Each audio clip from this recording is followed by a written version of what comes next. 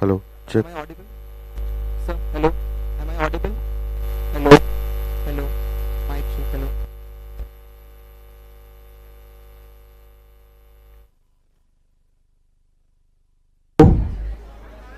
Hello? Am I audible? Sir, am I audible at the last? Yeah, thank you.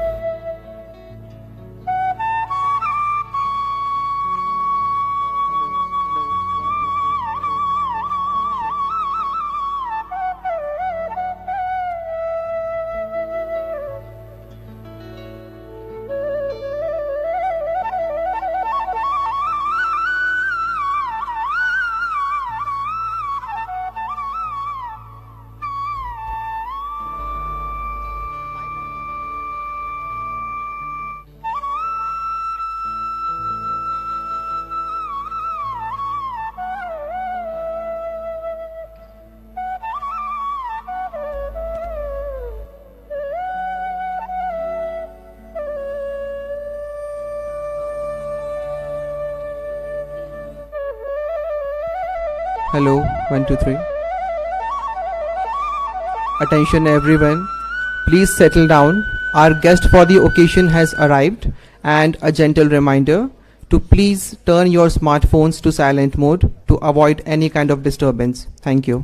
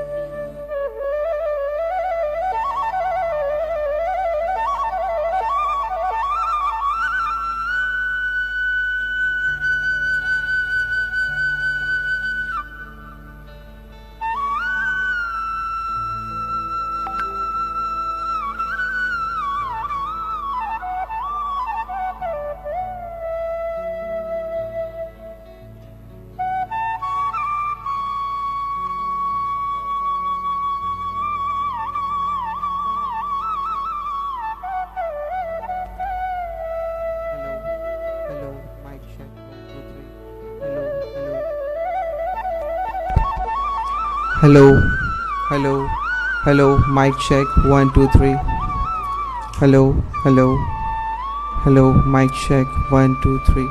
Hello, hello, mic check 1 2 3. Hello, hello, hello, hello, hello, mic check 1 2 3.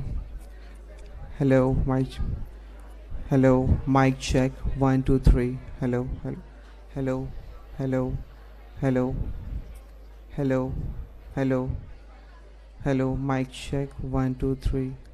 hello, hello, hello, hello, hello, hello, hello, hello, hello, hello.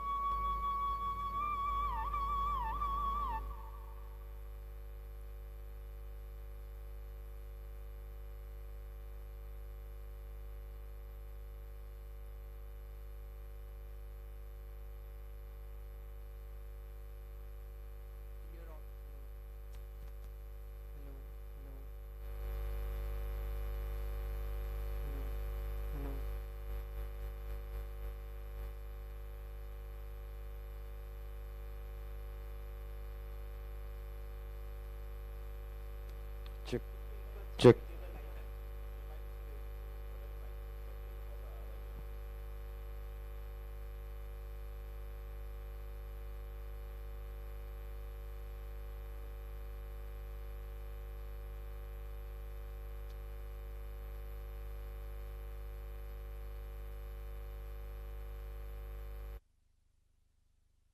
Hello,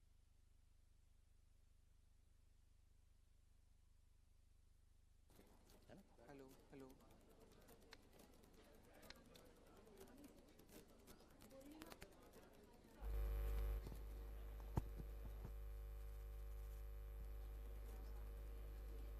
Hello, hello, hello. Hello, hello, hello. Dear audience, you are requested. Hello. Dear audience, you are requested to please maintain a decorum. Our honorable guest will be arriving here soon.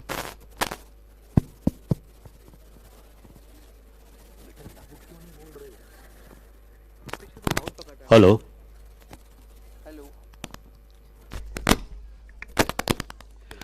Hello. hello. Hello. Hello. Yeah.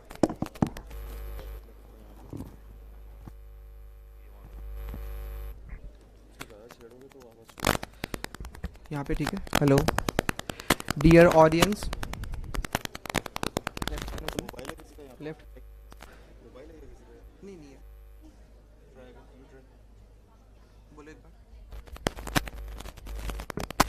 भैया एक mic यहाँ चाहिए, एक mic वहाँ चाहिए, ऐसा setup. एक कौन सा ये वाला? हेलो. ठीक है. Hello.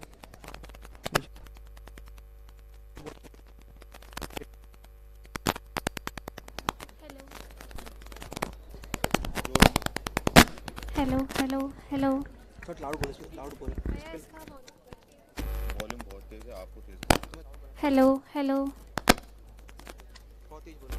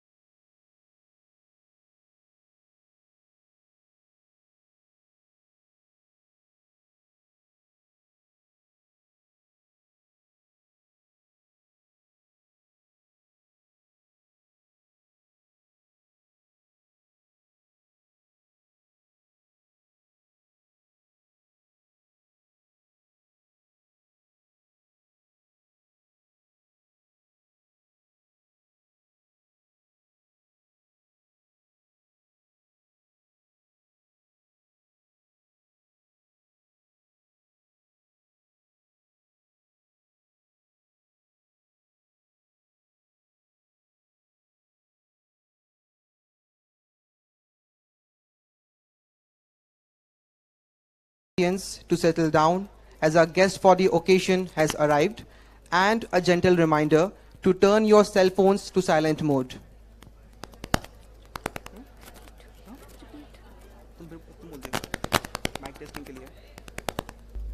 Hello. I request everybody to please maintain silence as the guest for the occasion has arrived.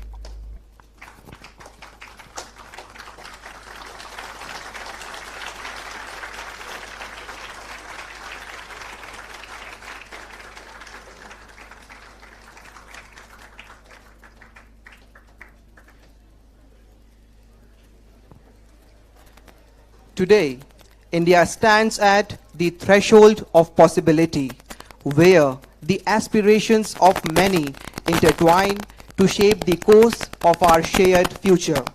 Good morning, ladies and gentlemen. I, Vinayak Patil, And I, Kamakhya Dwivedi, on behalf of the IPER Group of Institutions, extend a warm welcome to each one of you to the Amrit Kaal Vimarsh, Viksit Bharat at 2047.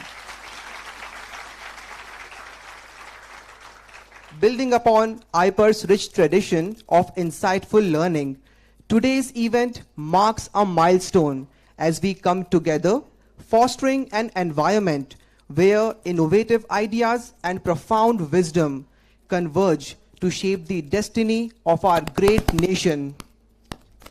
light and brightness has always been equated with positivity and motivation. Before commencing, let us seek blessings of Ma Saraswati, the goddess of speech, wisdom, and learning. I request our Group Director, Professor Dr. Amarjit Singh Khalsa, to accompany our Honorable Chief Guest and Board of Directors for the lamp lighting ceremony.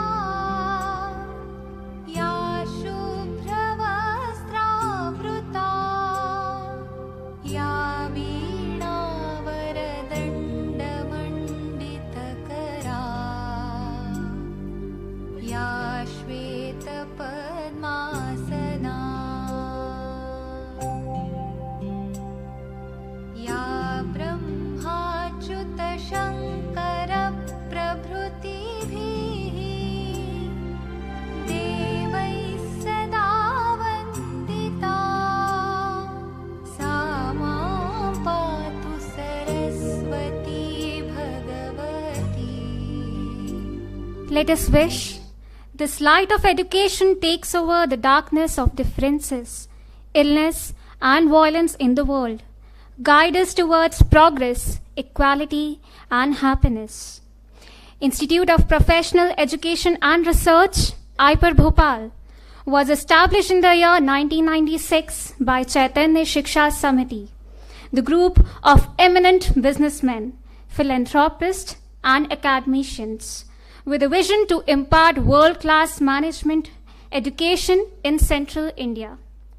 May I request our Group Director to accompany our Honorable Chief Guest and Board of Directors to the dais.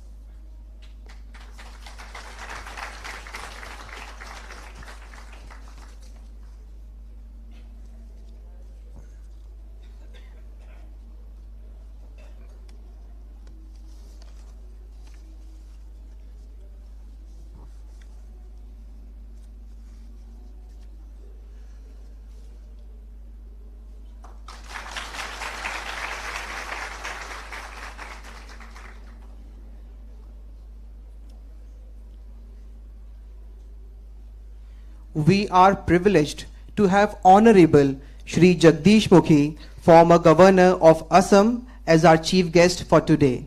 I request Shri Narendra Rautani, Treasurer, Chaitanya Shiksha Samiti, parent body of IPER Group of Institutions, to kindly welcome him by presenting a sapling as a token of respect.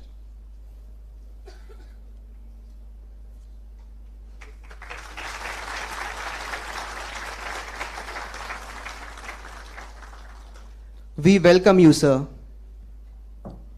Amrit Kaal Vimarsh, Viksit Bharat at 2047 is a series of discussions and events organized by the Government of India, the Ministry of Education, All India Council for Technical Education and the Niti Aayog to discuss the vision for India's development in the next 25 years.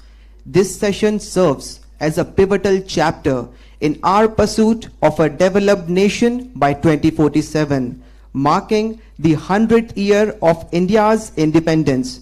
The discussions are being held across the country with the participation of government officials, experts, and members of the public.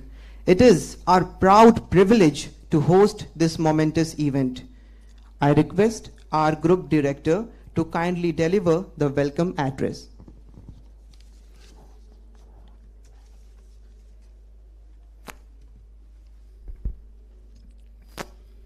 Good morning to one and all. Honorable Mukhi sir, respected our Treasurer Chaitanya Shiksha Samiti, Mr. Narendra Kumar.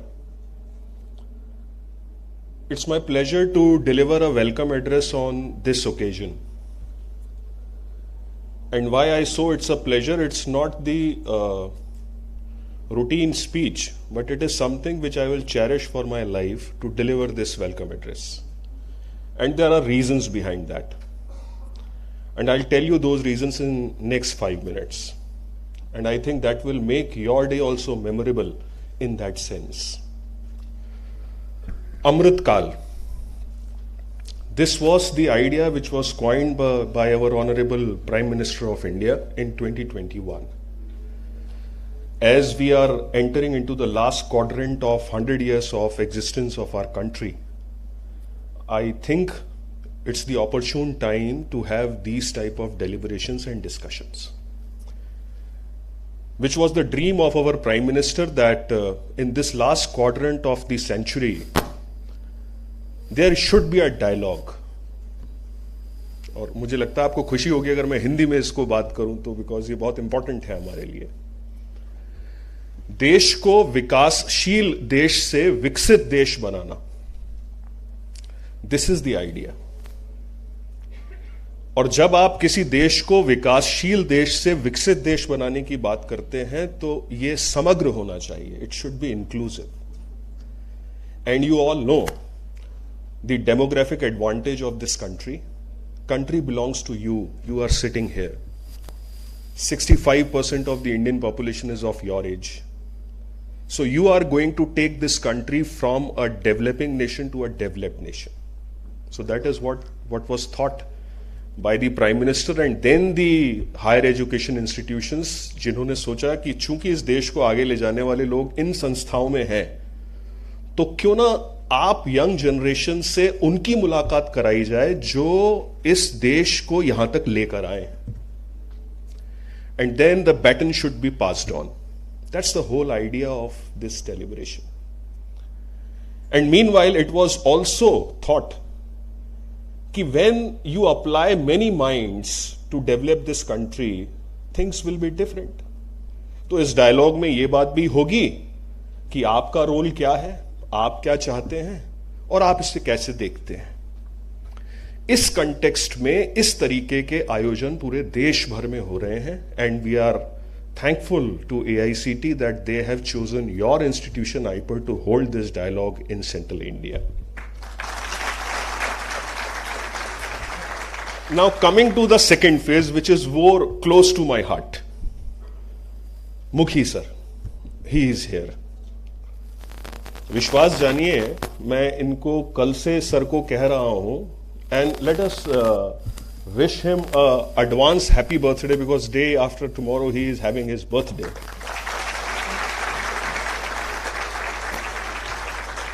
मैं sir कल से sir से जब से मिला हूं मैं कह रहा हूं sir you are not of your present age. मैं ये कह सकता हूं कि you are a 30-year young man with 51 years of experience. That is what his expertise is. You all are, younger ones. You might not be knowing that much. I'll tell you who is he. Ex-Finance Minister of Delhi, ex-Education Minister of Delhi, Planning Minister of Delhi, Governor of various states, and above all, which is very close to his heart, he is an academician. He is our senior. Moreover, there are landmarks in this country which are dedicated to him. We were talking, we see that today's barometer of growth of Indian economy is GST. GST नहीं आ सकता था जब तक VAT नहीं आता, और इस देश में वैट को लाने वाले मुखी सर हैं. देश के सबसे बेहतर फाइनेंस मिनिस्टर, प्लानिंग मिनिस्टर का अवार्ड ले चुके हैं. He has worked closely with then Finance Minister of the country, Dr. Manmohan Singh. He was his colleague. Indraprasth University, Delhi, आपने सुना होगा.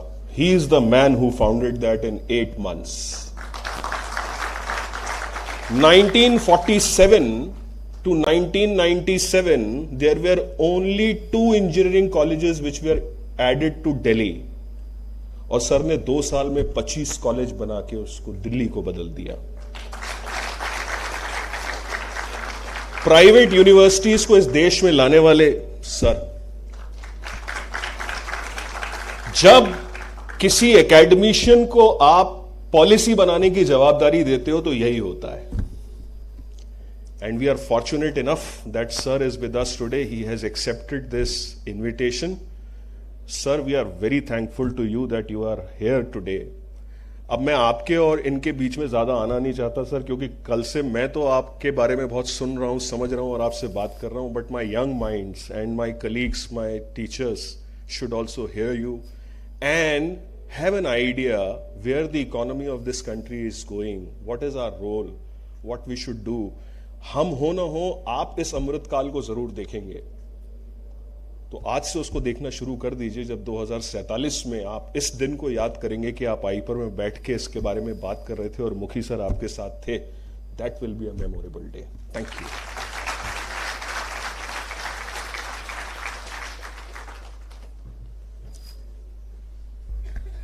Thank you so much, sir. We are truly privileged to have with us today an exemplary leader who stands as a beacon of excellence and recognized for his remarkable contributions. It is my honor to introduce our chief guest, Honorable Professor Jagdish Mukhi, former Governor of Assam. A seasoned politician and social activist, Professor Jagdish Mukhi's illustrious career has seen him hold prestigious positions, including the Governor of Assam from 2017 to 2023, the Governor of Nagaland, additional charge from 2021 to 2023, and the Governor of Mizoram in the year 2019. He completed his Bachelor's of Commerce from University of Alwar, Rajasthan, Masters of Commerce from University of Delhi, and he was awarded with PhD in Finance from Kurukshetra University in October 1995. Professor Jagdish Mukhi started his career as an educationist. He was elected to the Delhi Legislative Assembly in the year 1993, serving 5 consecutive terms. In this capacity, he held vital portfolios including finance, planning, excise and taxation, and higher education. In the year 2016, Professor Jagdish Mukhi sir assumed the role of 13th Lieutenant Governor of Andaman and Nicobar Islands, and in the year 2017 was sworn in as the 28th Governor of Assam. His tenure in Assam was marked by significant contributions to peace, development, and betterment of the lives of its people. particularly in the field of education, healthcare, and infrastructure. Professor Jagdish Mukhi, sir, received acclaim for his exemplary contributions, earning the title of the Best Planning Minister from Union Planning Minister Professor Pranab Mukherjee. Additionally, he garnered recognition as a two-time recipient of the Best MLA Award in the Delhi Vidhan Sabha, underscoring his outstanding service and dedication to public welfare. We are eager to hear Sir's insights and informative discourse on the vibrant Indian economy. I humbly request our Chief Guest, Honorable Shri Jagdish Mukhi, sir, to deliver his address.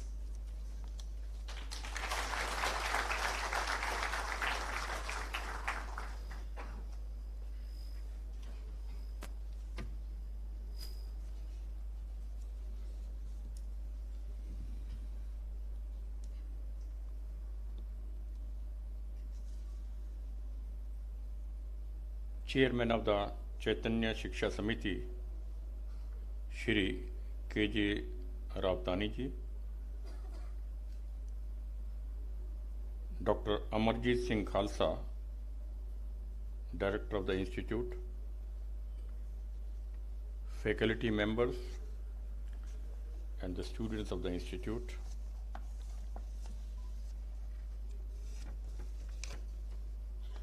much has been said about me, but I think the topic given to me is not my topic. It's a matter of chance that I spoke on some issue in the IIT Guwahati, where chairman of the AICTE, he was director at that time over there. I do not know how he was impressed. He asked me, you go and speak on this issue. And he told me the topic, not me. How he selected, I don't know. But I have been told to speak something on vibrant Indian economy. Friends, you are all the brilliant students, brilliant minds of the state sitting over here. I know that. And I may not be delivering a lecture as you might be expecting. Few points I would raise in this. Being brilliant students over here in the state, you all know well that Indian economy is flourishing day in and day out. We are the fastest growing economy of the world among the major economies, right? Our Honorable Prime Minister, taking this into consideration, how we reached over there, I would let you know a few points. What we plan to do now, what result we are expecting of that. I will give you some hints, some statistics. Our Honorable Prime Minister has laid down a target by 2027. We should be the fully developed nation like US or any other state. A big jump is expected that. Similarly, coming down by 2027, we have the target to become the third largest economy in the world. Whereas today we are fifth largest economy of the world. when our Honorable Prime Minister took over in the year 2014, we were number 10 economy in the world today. That speaks of the economy. Similarly, coming down to 25, today we have roughly almost touching 4 trillion economy of the nation. Any day you may get a news that we have touched this 4 trillion economy. But we have laid down the target that we shall be having 5 trillion economy by 2025. So all these targets, how we are going to achieve? Gigantic targets have been given. And we are definitely going to achieve it. Because it's a public saying, जब कहते हैं ना, जब आवाज़े खलक आवाज़े खुदा, आज जनता सभी जगह ये बोलती है, मोदी है तो मुमकिन है। उस नाते से हम ये आपको बताना चाहेंगे कि हम क्या करना चाहते हैं, कैसे टारगेट अचीव करेंगे। First point I am telling is, हम focusing on inclusive growth, I need not explain, focusing will focus on inclusive growth. We shall be promoting digital economy. 3, financial technology will depending upon that. 4th, technologically based development. 5th, energy transition and climate action. 6th, relying on virtuous cycle of investment and growth. This is in gist we are going to do. Further in detail of that means, I would like to tell you what are the major reforms already taken by government which has helped us to achieve these targets till date. These are, number 1, GST. You know what is happening in the country. Nobody could imagine this much revenue we shall have from GST. But we could have. As a student of economics, I recollect when I was put in the committee for studying the VAT system of the world in various countries. I myself studied in 7 countries. There were 11 members from the country as a whole, and all we covered the nations wherever VAT was there. Ultimately, devoting about 8 months sitting over Delhi, we delivered our report. In toto, it was accepted by the Government of India when Finance Minister was Dr. Manmohan Singh, and it was implemented. जैसे GST का जबरदस्त विरोध हुआ ना, बहुत मुश्किल से लागू कर पाए, उस समय वैट के बारे में भी यही पोजीशन थी। जबरदस्त अपोजिशन था पूरे देश के अंदर। सेल टैक्स होता था रेवेन्यू स्टेट्स का, मोर देन 90% रेवेन्यू स्टेट्स का सेल टैक्स से होता था। और सेल टैक्स में चोरियां इतनी होती थी, नंबर 2 का धंधा करते थे सभी, इसलिए सब लोगों ने अपोज किया वैट को नहीं लाने। VAT was the first step to check the quantum of number 2 business in the country. इसको करने के बाद जीएसटी सोचा जा सकता, उससे पहले सोच ही नहीं सकते थे।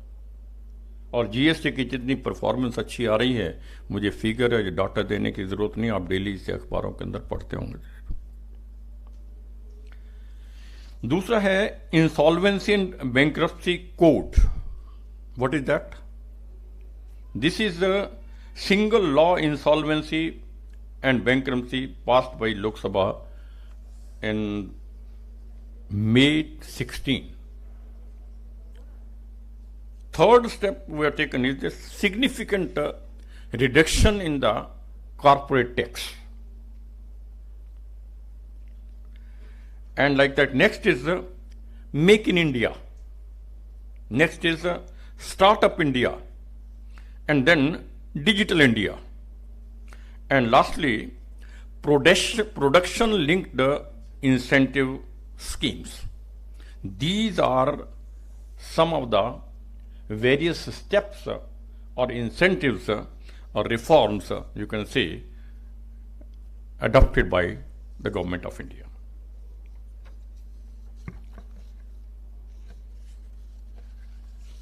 The major, I think, growth for the country, major steps regarding that, what I personally feel, that capital expenditure was increased to a very great extent. That is a strategy of the country, I think, government, to have this strategy of capital expenditure based led economy. To give you that, government has focused on capital expenditure led growth strategy to support economic growth and attract investment from the private sector, increasing its capital investment outlay substantially during the last 3 years. I give you some statistics. Central government's capital expenditure increased from 2.5% of the GDP in 2020-21 to 2.7% of the GDP in 22-23. Like that, union budget of 23-24, that is current budget, has taken further steps to sustain the high growth of India's economy. These include substantial increase in capital investment outlay for the third year in a row by 33% to 10 lakhs crore, that is 3.3% of DGP. 3.3% means from 2.7% to now we have come 2.1% to 3.3%. Quantum jump means the focus of the government is to have capital expenditure more rather than. Then direct capital investment by the center is also complemented by grants in aid to the states, which is also included in that figure. That becomes much more, that I am giving to you. Effective capital expenditure of the center was accordingly budgeted at 13.7 lakhs crores, that is 4.5% of the GDP for the year 23-24. This strong push given by the government is also expected to crowd in private investment and propel economic growth. From 1st April 2023, Foreign Trade Policy 2023 was unveiled to create an enabling ecosystem to support the philosophy of Atmanirbhar Bharat and local goals global.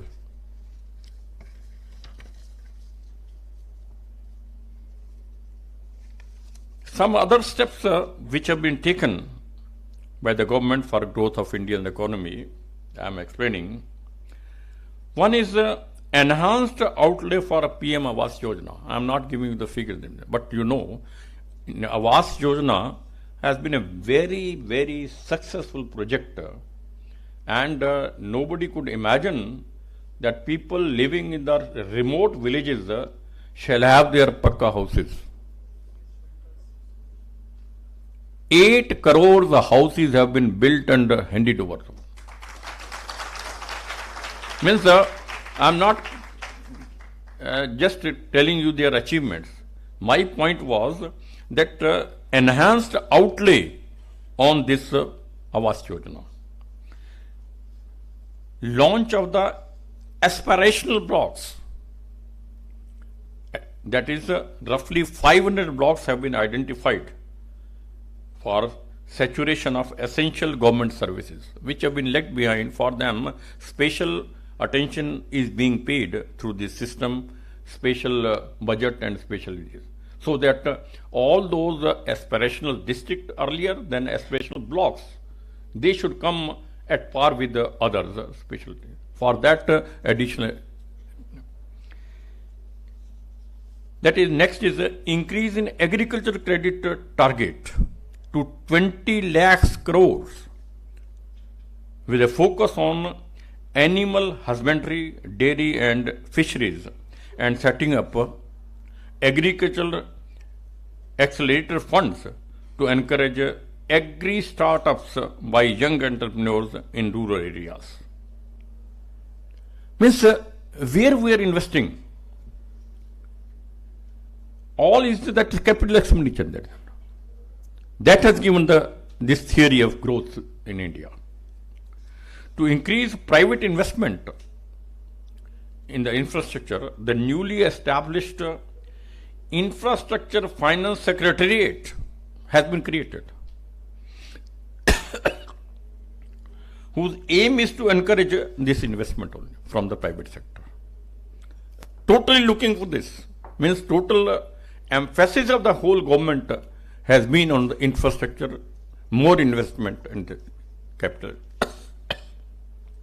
Further, to improve, to improve logistic performance, which is also very important for the development, 100 critical transport infrastructure projects for last and first mile connectivity for ports, coal, steel, fertilizer and food grain sectors have been identified and are being prioritized for development. See what sectors have been found.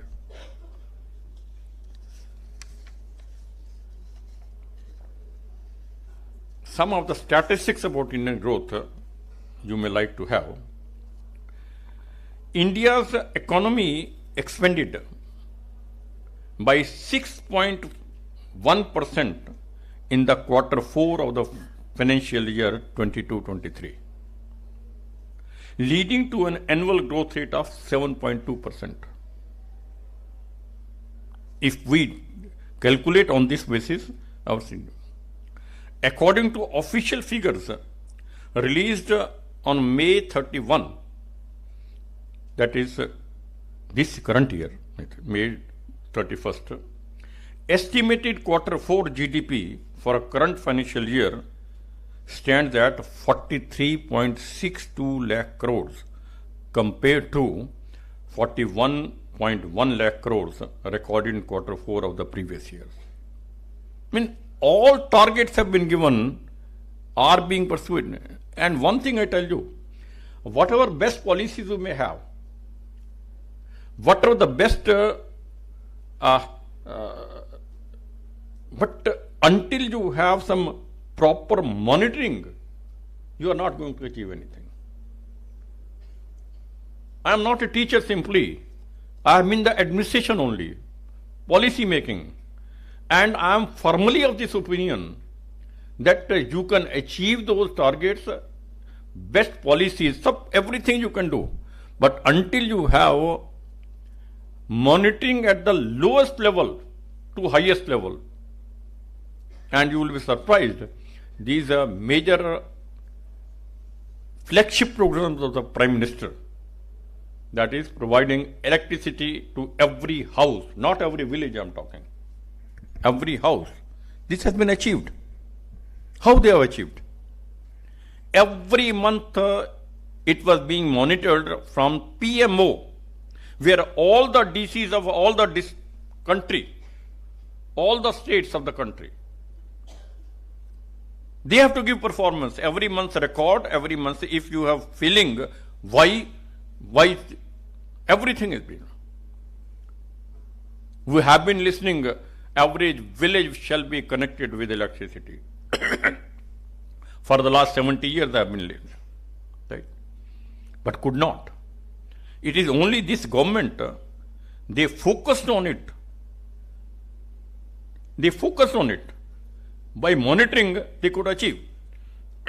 Once they gave this figure that now every village has been connected, their opponents came out with the statistics that every village has been given, but every house has not been connected. There are many poor persons who cannot afford to have a connection at their residence in the village. Right? So, they gave one more year for this purpose. Target this time was that every house shall have the connection. For that they made a scheme. Those who cannot afford to have connection, give them free connection and deduct from their monthly bill 10 rupees per month, whatever the charges have come there. Only 10 rupees per month. In that way, after completion of the 1 year, they have declared now every house has been connected. This is the story of electricity. Like that, houses I have already told you. Like that, current scheme going on is giving taped water connection to each and every village house. Already 70% target has been achieved. Still we have 1 year to complete all this. Nobody could imagine. And all what I am telling you is not the statistics, but all this could be achieved only I say, not only because of the planning and infrastructure and the budget you have provided. Is the strong point is monitoring that and that. Otherwise, planning has been good by previous governments also. Not like that. Friends, I come to my point once again, that is on June 2012, this very year, our Finance Minister, Mrs. Nirmala Sitharaman, confirmed GDP touched 3.75 trillion mark in 2023 June, which I have already declared that we are very close to 4 trillion economy now. And any day, on 19th this month, there was a news, we have touched a 4 trillion economy. But that proved to be wrong information. But we are very close to it. Any day we can reach it. Ministry also confirmed that India has now become the 5th largest economy. This is official in the world, which I have already told you, moving from 10th spot, 3,737 billion in current price terms. India's GDP is only lower than US, China, Germany and Japan. I already told you. India's overall 7.2% GDP growth was fueled by strong performance in the service sector and robust consumption, solidifying India's position as one of the world's fastest expanding and major economies. Main factor there is our growth of the middle income group expenditure, which I will explain to you a little later. One notable factor contributing to India's growth is increase in imports of capital goods. What does it mean? When private sector is importing capital goods, means growth. Capital goods means they will put factory or they will do something, which surged by almost 20% in financial year current financial year, 22-23, last financial year. 20% increase in capital goods growth, import. Compared to the previous year, this indicated improved private sector capital formation and signals confidence in country's economic prospects.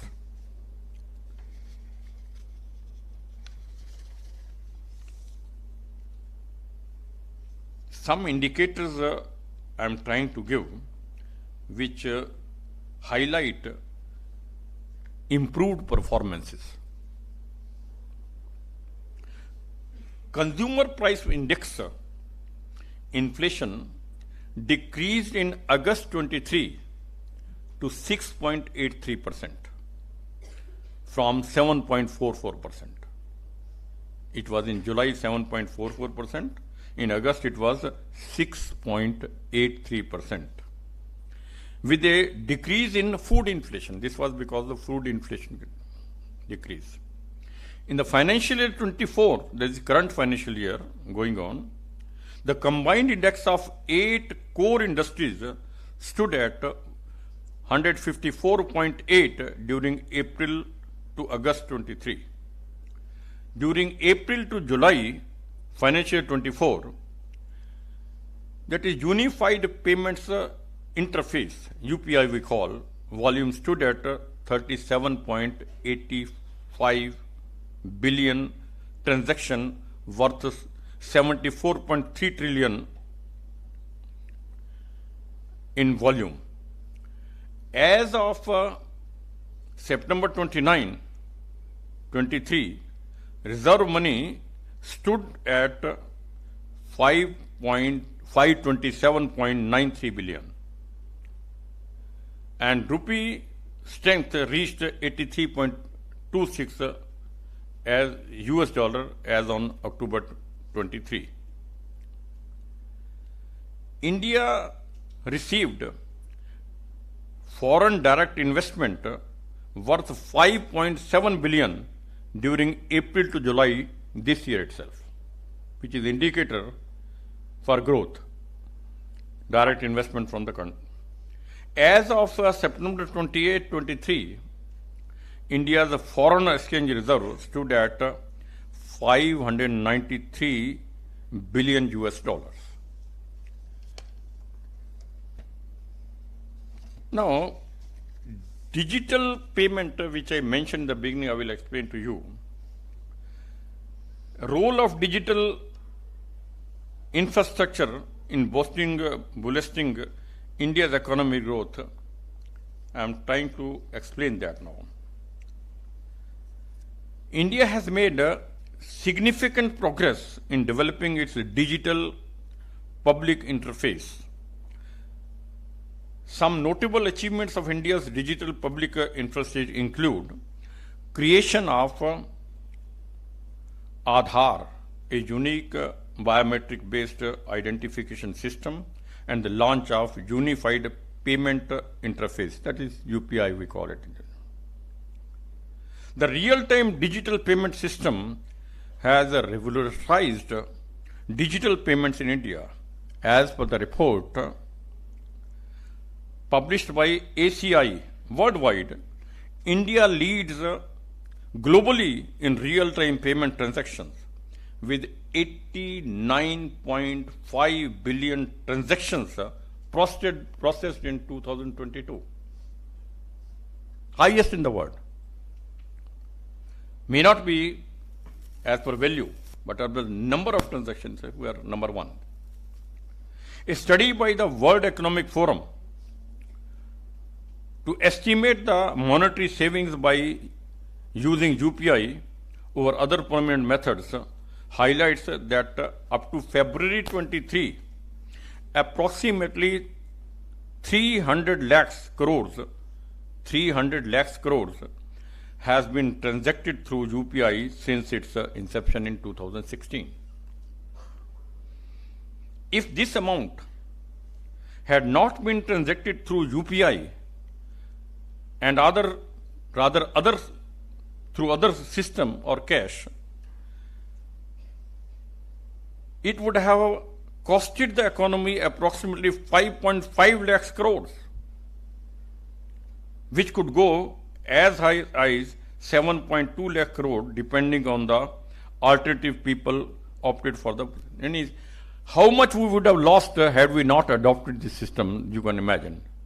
These are some such matters, some such steps which have been taken to save our money, invest it in the capital expenditure.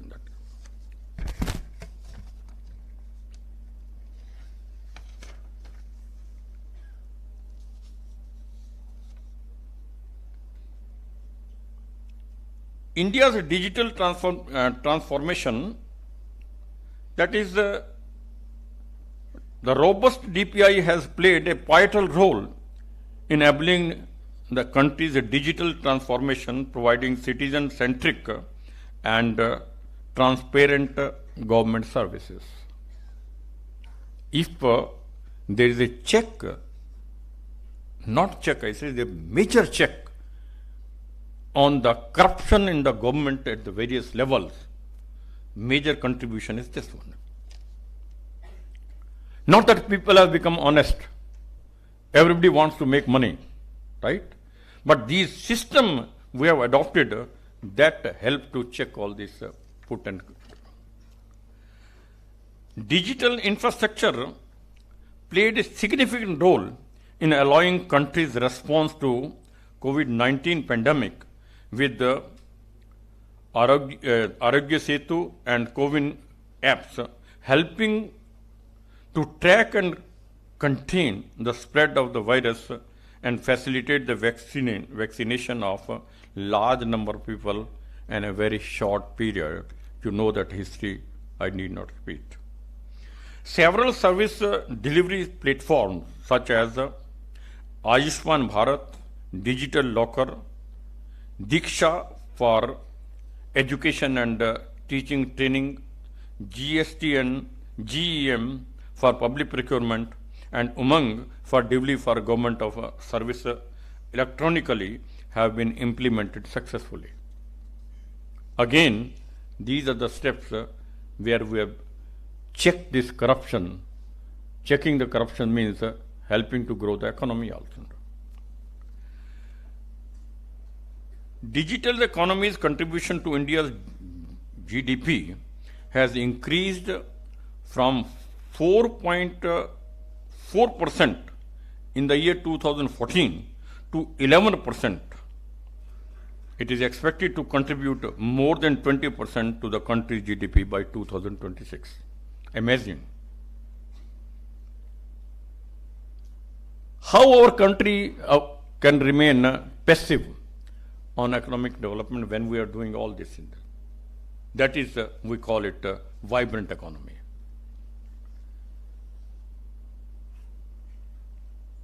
India's DPI, growing economy, have helped to make the country a hotbed for startups.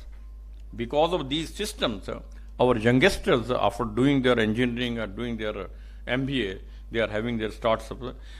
Most of the young persons are adopting these startups and startups. According to research by S&P Global Market Intelligence, India emerged as the fourth most popular destination for startups in the world in the year 2022, attracting 4.2% global venture capital. Total investment का 4.2% केवल India के अंदर आ रहा है world के अंदर। एक astonishing figure मैं आपको देना चाहूंगा और वो ये है कि डिजिटल ट्रांजैक्शन की ग्रोथ कितनी हुई है, उसकी मैं आपको कंपैरेटिव एक फिगर दे रहा हूं जिससे आप सुनकर बड़ा हैरान होंगे। मैं बात कर रहा हूं 4% ग्रो किया है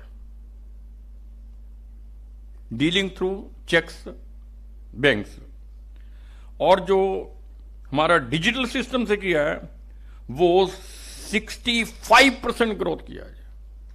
यानी where we are heading for, you can think of it. यानी बैंकिंग सिस्टम में जो हमारा सिस्टम था उसमें हमारी 4% इंक्रीज हुई है और डिजिटल सिस्टम में 65% ग्रो हो गया। और 2022-23 के अंदर हमारा बैंकिंग सिस्टम में बैंक से चेक से 7.7% की ग्रो हुआ है और डिजिटल इकोनॉमी में हमारा 58.3% ग्रो हुआ है। आज समझ सकते हैं कितना बड़ा रोल है डिजिटल ट्रांजैक्शंस का in the growth of our country, making our country एक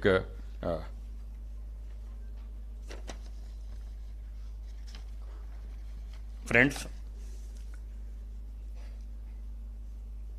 मैं 3-4 ऐसी चीजें बता रहा हूं जो गेम चेंजर हो सकती हैं इंडियन इकोनॉमी के लिए। उनमें से पहला पॉइंट जो बता रहा हूं आपको वो है फॉरेन इन्वेस्टमेंट, दूसरा है ट्रेड, तीसरा है human capital, you are sitting in my front, climate change and geopolitics. Taking advantage of the geopolitical tailwinds and the growth differential with the rest of the world, India's capacity to attract foreign capital will be pivotal. Second, trade के बारे में, significant trade potential can be unlocked by reducing protectionist measures. जो आज तक हम करते चले आए हैं, अपने ट्रेड को, अपनी इंडस्ट्री को प्रोटेक्शन देते चले जाएं, उसी कारण हम आगे नहीं किया।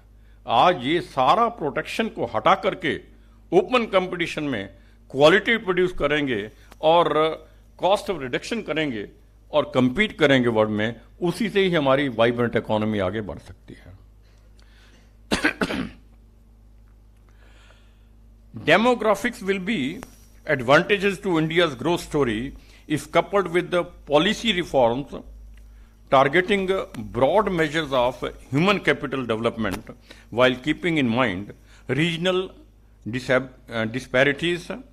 Artificial intelligence capabilities can play a crucial role in driving economic growth by enabling technological innovation, job creation, automation, and global competitiveness, especially in sectors such as healthcare and education. Climate change can be costly to the Indian subcontinent. ये हमारे लिए जरा troublesome point है बहुत, and possesses a risk to the otherwise favorable long-term growth outlook. India is actively working towards reaching net zero by 2070, implementing measures such as waiving of transmission charges to attract investment in renewable energy, especially in wind and solar. यानी इस sector के अंदर हमने commitment किया है net zero पर आने के लिए, उसके लिए हमने बहुत से स्टेप उठा रहे हैं, उसमें हम कोल को खत्म कर रहे हैं, तो इस कारण से हमें थोड़ी सी प्रॉब्लम आ रही है।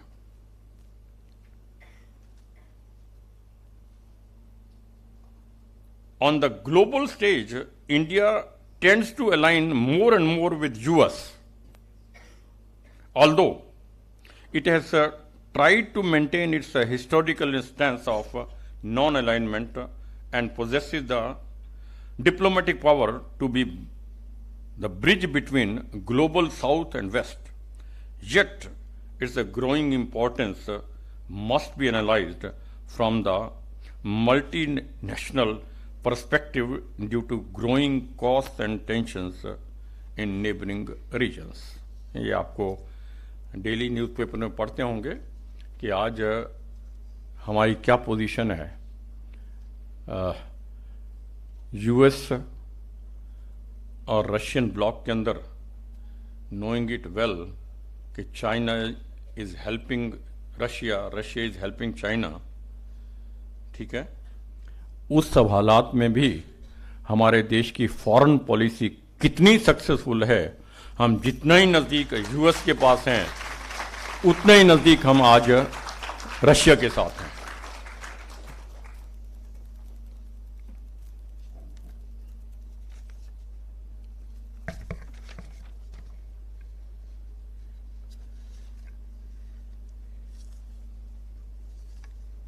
चार पांच सेक्टर्स मैं पॉइंट आउट करूंगा जिसमें इंडिया लीड करेगा, जो हमारा फेस लेने वाला है। First is pharmaceutical industry. In this sector, India is very known and has dominant place as we have seen in times of COVID pandemic. When big economies were safeguarding vaccines and medicines for their own country, India supplied about 160 million vaccine doses to more than 190 countries. 90 countries. Currently, India ranks third worldwide for production of volume and 14th by value. By value, we are number 14th. By volume, we are number 3rd. India is also the largest provider of generic drugs, and 25% of the UK's and 40% of the US demand is fulfilled by India alone. ने कितनी बड़ी growing हमारी industry, इसी पर ध्यान दे रहे हैं. India's domestic pharmaceutical industry market is around $42 billion, which would become $130 billion by 2030. कितना गुना सोच लीजिएगा ना, 42 से 130 by 2030. This is the target. And we have identified which industry where we can grow much more. We have more capital expenditure in that industry. This is one of that such industries. The growth of India in this sector is very promising, which is why India got 200% increase in FDI 2020-21. यानी foreign direct investment हमारा 200% increase हुआ है 2021 में, 200%. India is known for its good quality and price competitiveness, called by many as pharmacy of the world. We are known as pharmacy of the world in that way. So we have given more emphasis on this industry to come. Government is pushing very hard for increasing manufacturing and even accumulated amount under PLI for promoting local manufacturing as well. Right. Second, I am taking that is space. First is second, space. ISRO has made India one of the prominent players in this industry. The major success includes Chandrayaan-3 Mars mission at very cheap and launching of 104 satellites in one rocket, making world record, and many more. In June 2021, there were 368 private players in this industry, which makes India reach to rank 5th in private sector and participation in space sector. India is also about to announce its space policy, which will surely help the private players and can also get help from ISRO expertise. Very soon, we are going to have this policy, space policy declared. Third sector is the defense. These are the 5 sectors I am dealing with where we are putting more emphasis, capital expenditure more. India's geopolitical position is very unique, and that's why India always have to maintain its military in defense position, and because of this, India ranked 4th in Global Firepower Index 2022.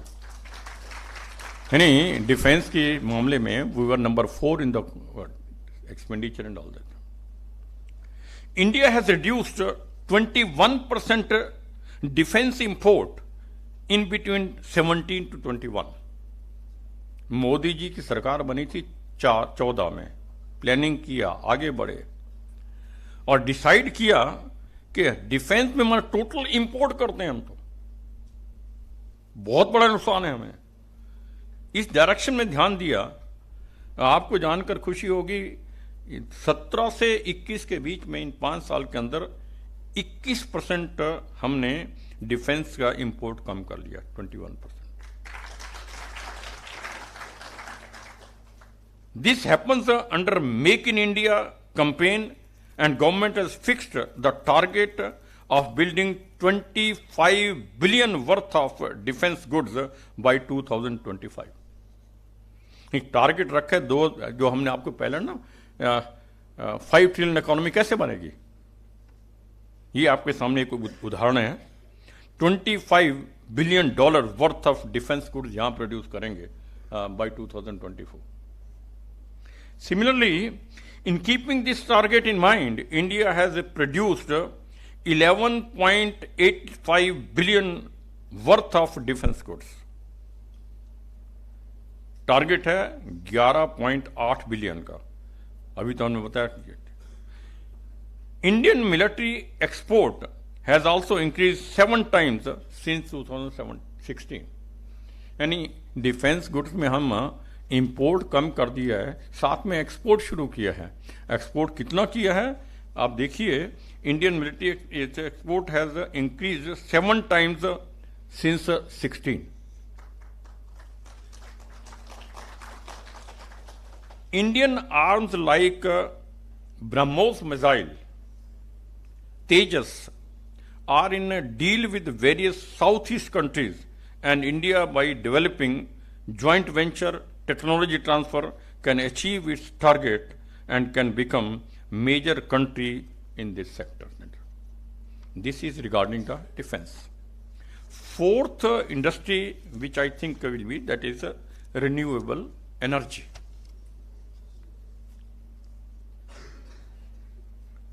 Renewable energy is projected to see strong growth, with India declaring its intention to increase its non-fossil capacity to 500 gigawatts by 2030. 500 gigawatt by 2030. Even otherwise, we are number 2 in the world today in the non-fossil. This was declared at the Glasgow Climate Change Conference in 2021.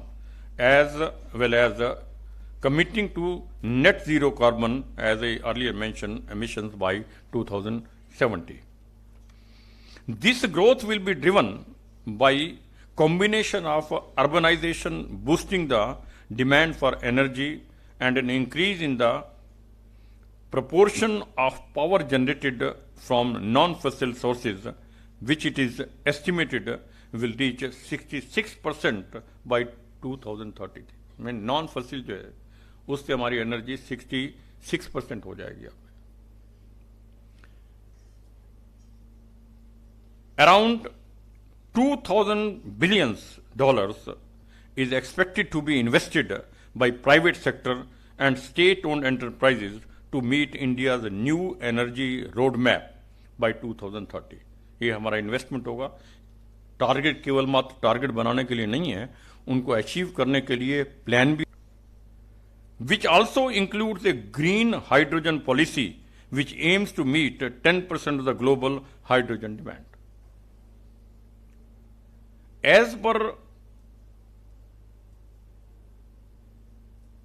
EY, India is third most attractive renewable sector in the world because between 2016 to 22, installed renewable power generation capacity has registered an increase by 15.92%. इतना increase करने 15.9%.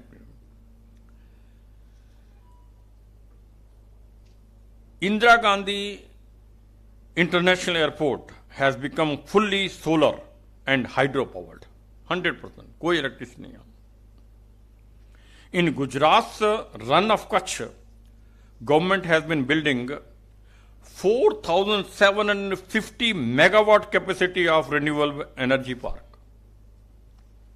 This is the largest renewable energy park in the world today. It is estimated that India's EV market can reach 7.09 billion by 2025. So we can surely say that India's need to renewable energy will increase, and so the technology as well. Fifth is our fintech, we call financial technology, which is a very famous word with your students. Financial technology sector is growing fast in India with a market size of $50 billion in 2021, which is estimated to grow 3 times. कोई सोचा नहीं होगा आपने 3 times, हम percentage की बात नहीं कर रहे, 300% by 2025. There are more than 2,000 recognized financial technology startups in India, including 23 valuations over $1 billion. यानी इतने लोग इस फील्ड में कूद रहे हैं, देख लिया. The recently established Gujarat International Financial Technology City, which is supported by both state and national governments, aims to provide an innovative financial ecosystem for economic activities for domestic and international businesses with globally benchmarked regulation, taxation, and policies. For worldwide, we shall be providing out of this. This is what I have been telling you all. What I have not delivered a lecture like that. I have given you simply points, which you are a very brilliant student. You can explain further this. This was my view and country's view. Economists were there. But what others feel over our economy, I give you few views. First view I am giving of IMF. Right? IMF says India's economic growth forecast for the current financial year has been raised from 6.3% from 6.1%. It has been revalued. The International Monetary Fund said in October 23, means they said earlier it was forecast 6.1% GDP growth, and now it will be 6.3%. IMF in July had estimated India's GDP at 6.1%. In July it was costed 6.1 for 23-24. Growth in India is projected to remain strong at 6.3% both in financial 23, financial 24 as well, with an upward revision of 0.2 percentage points for 23, reflecting stronger than expected consumption during April to June, the IMF said. The country's current account deficit is expected to remain only 1.8% of the GDP in the financial year 2024 and 2025. This is what IMF feels. One view I am giving you of the S&P Global Market Intelligence, what they say about it.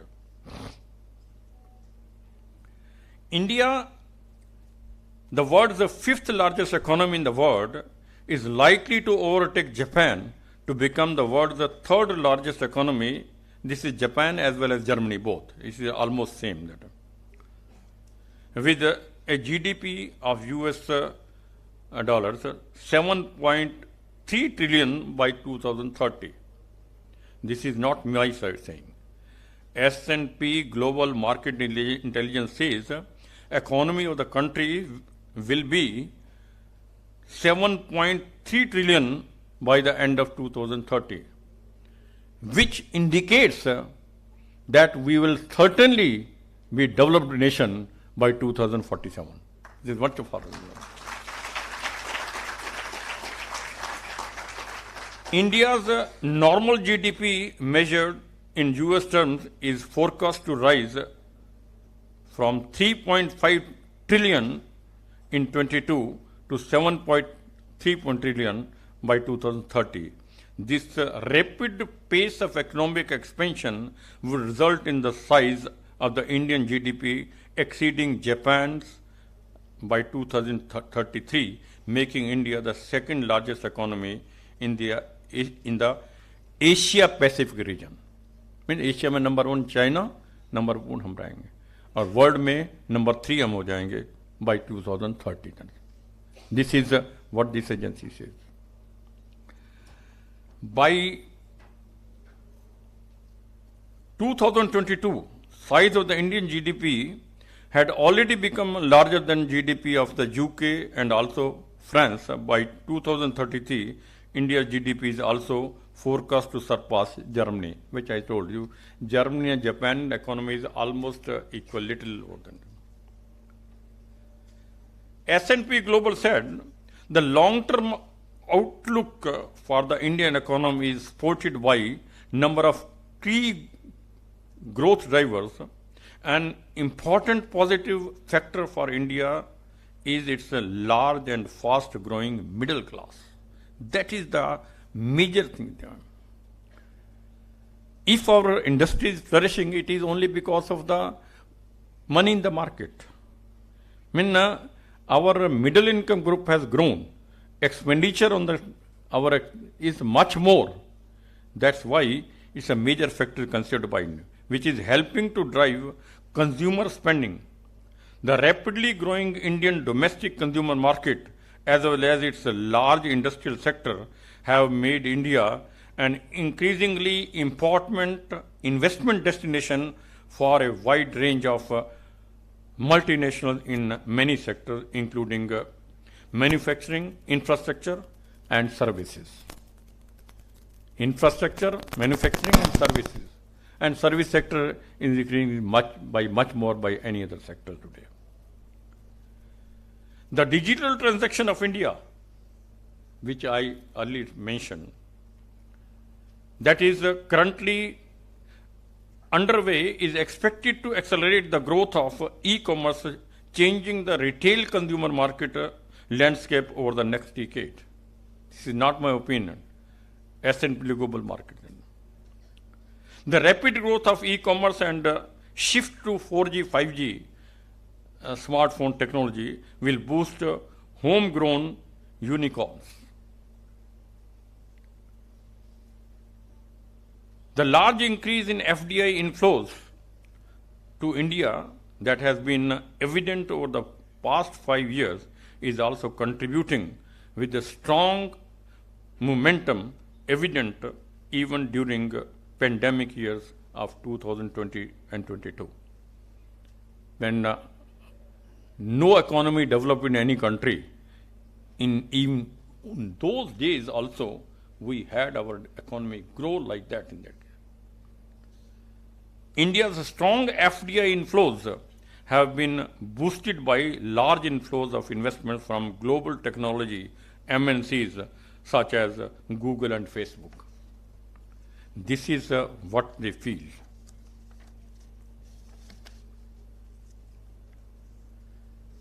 View of Elika Garcia Herrero, Chief Economist of Asia Pacific at French Investment Bank. What they say.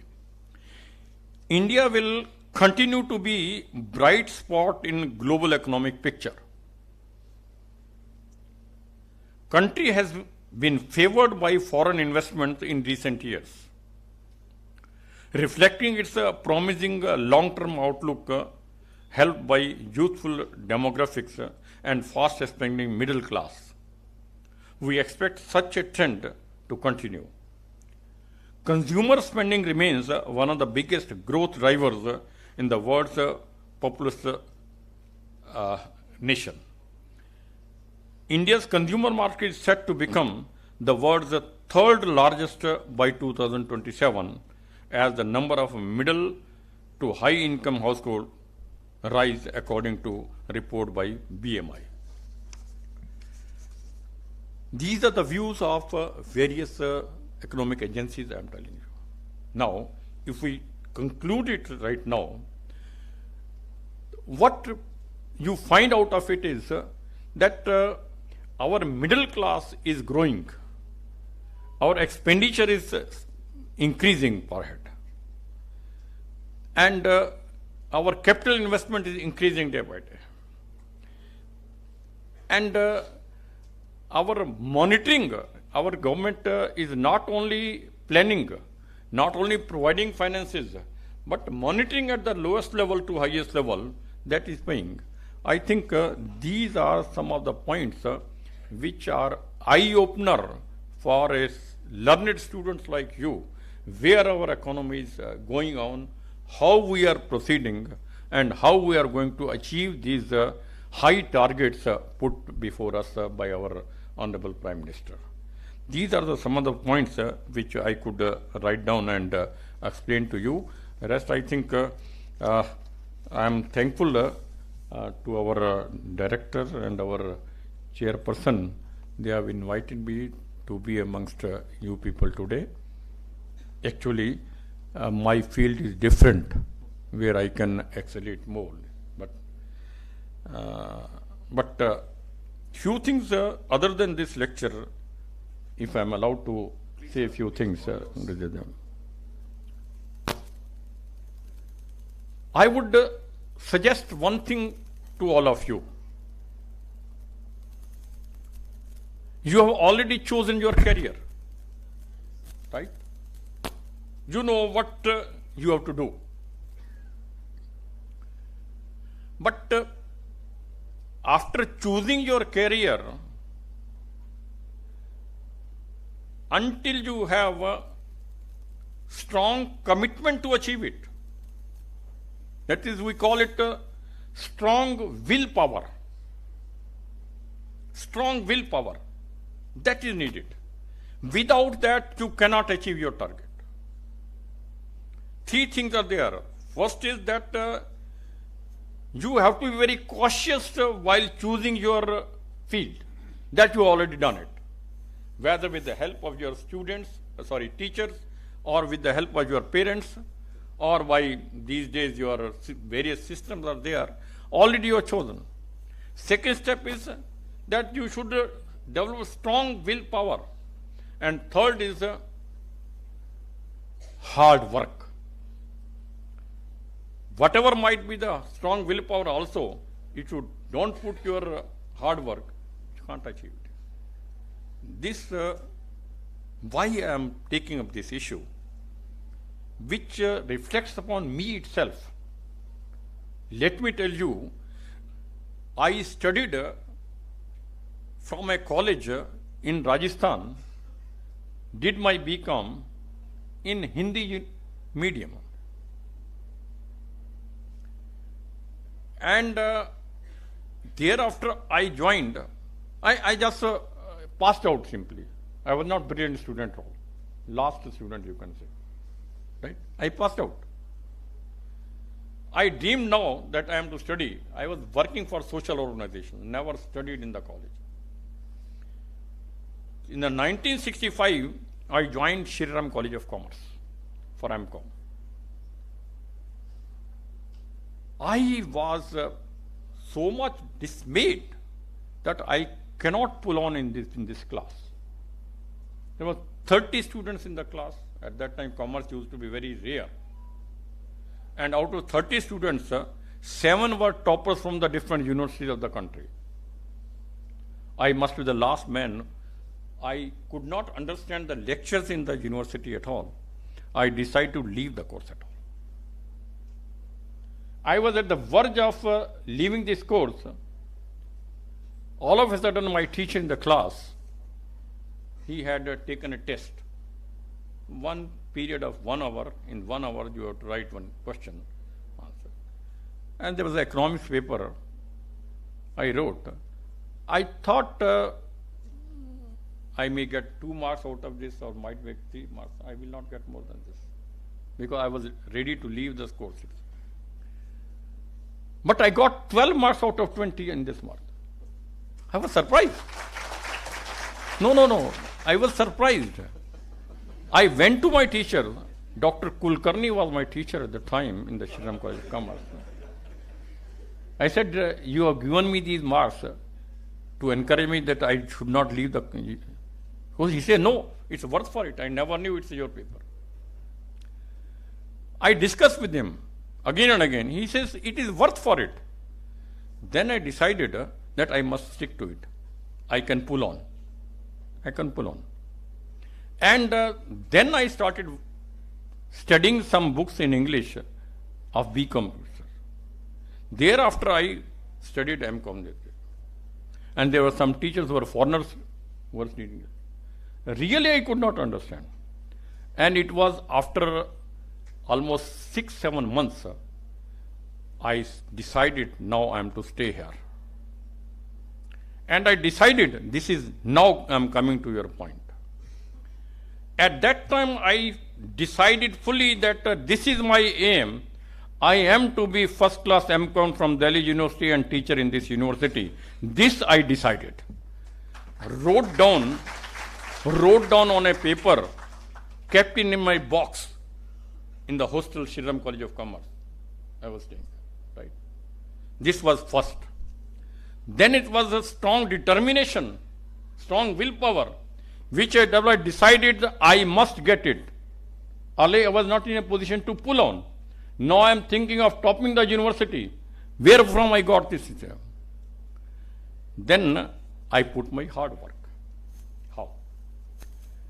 I put my hard work, my room was just your director's room from here. From my hostel room to the library. That is, they call it a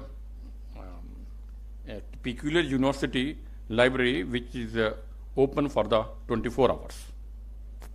Occupy the seat in the morning. I was there. And I studied for the first time in my life, and never again also, not less than 16 to 18 hours per day. I never had spent even 1 hour time in my education otherwise. And that brought me 5th position in Shri College of Commerce in the previous exam. Previous examination used to be, you can say, home examination, not university. Right? After the home examination, 3 months summer vacation, we had to work in some organization. Then only you can proceed further. At that time it was the major unit in Delhi. Frankly, library. In these 3 months, whatever I studied for MCom previous, I again studied, prepared my new notes. When in MCom final I came to the class,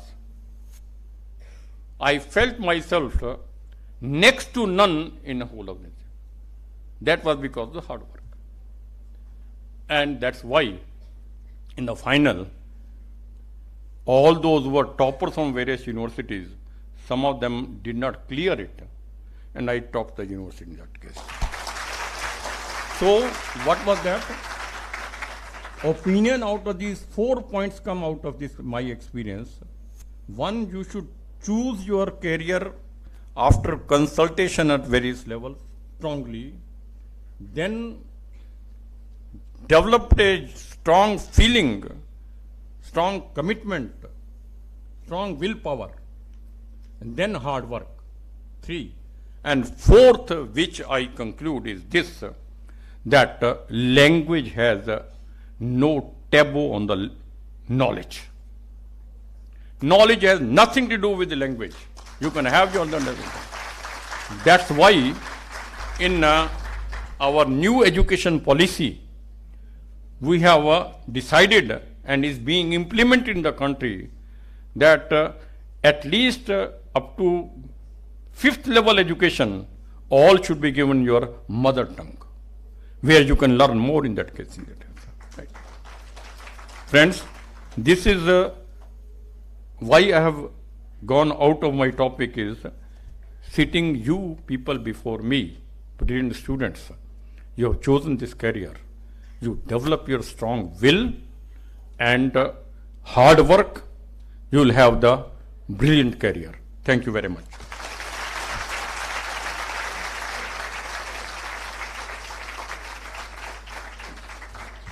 Thank you so much, sir, for your insightful discourse. With the permission of our honorable chief guest, we would like to open this forum for the students to ask their questions.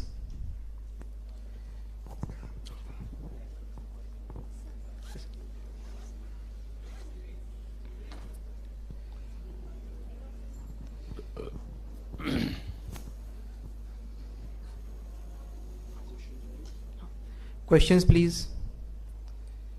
You can put questions not only on the finance, the figures you may not remember.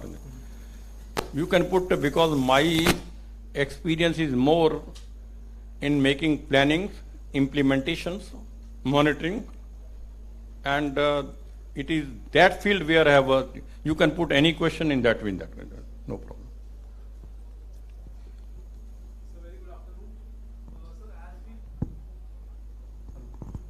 कोई बात नहीं, थोड़ा आगे आ जाइए. Sir, as we all know that India would be achieving the milestone of getting to the third world level economy. So, what should be the role of the youth in shaping the economy? अरे भैया इसका क्या जवाब देने हैं? Role ही youth का, किसी और का है ही नहीं. आप लोगों के रोल है. आज देश की डेमोग्राफी सबसे बड़ा फैक्टर हमें जो हेल्प कर रही है. आप लोग सामने बैठे हुए हैं, बिना आपके इकोनॉमी कहाँ जाएगी? कुछ नहीं हो सकता. तो इसमें क्या जवाब देना है? Totally it is your work only. Next question, please.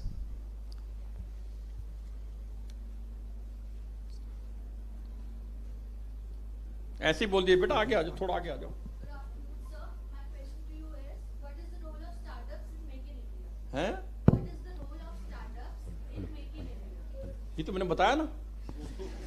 मैंने आपको बताया स्टार्टअप का मतलब. देखिए स्टार्टअप कौन करेगा? ठीक, वही सवाल उनका था. यूथ का क्या रोल है वो आपने बता दिया. स्टार्टअप यूथ का ही रोल है ना. और गवर्नमेंट का रोल क्या है? स्टार्टअप के लिए आपको सर्कमस्टेंसेस क्रिएट करके दें, आपके लिए गाइडेंस दें, आपको लोन दें, आपको टेक्निकल गाइडेंस दें. वो सारा कर रहे हैं. इसलिए स्टार्टअप का रोल है. और अब बताया स्टार्टअप पूरे वर्ल्ड के अंदर सबसे ज्यादा यहां पर हुआ है 2022 में. I have tried to cover in points. I have not explain much, but every point I have touched point wise only.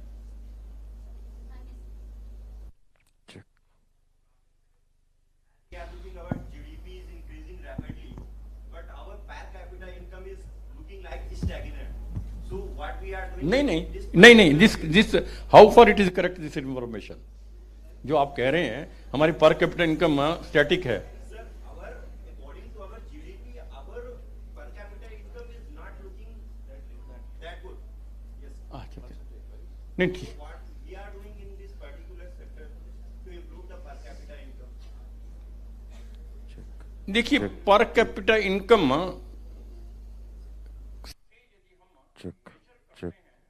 देश की इकोनॉमी कितनी डेवलप है तो ठीक नहीं है. एक बहुत बड़े इंडस्ट्रिस्ट हैं, उनकी इनकम आपकी एवरेज निकालने में तो वही आ गए ना यहाँ पर.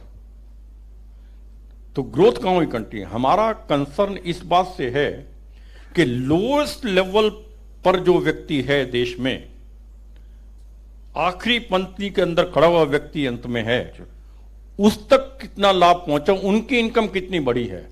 यदि उसको आप देखेंगे तो आज वो स्थिति देश में आ गई है कि देश के अंदर कोई व्यक्ति, मैं गारंटी से कहता हूं, एक भी व्यक्ति की मौत हिंदुस्तान के अंदर भूख के कारण नहीं हो सकती, ना हुई है आप. जबकि वर्ल्ड के कई कंट्रीज हमें प्रोजेक्ट करते हैं कि यहां भूख मरी है, भूख से मरे, या भूख से कोई एक व्यक्ति नहीं मरा है कभी भी. ये प्रोग्रेस है.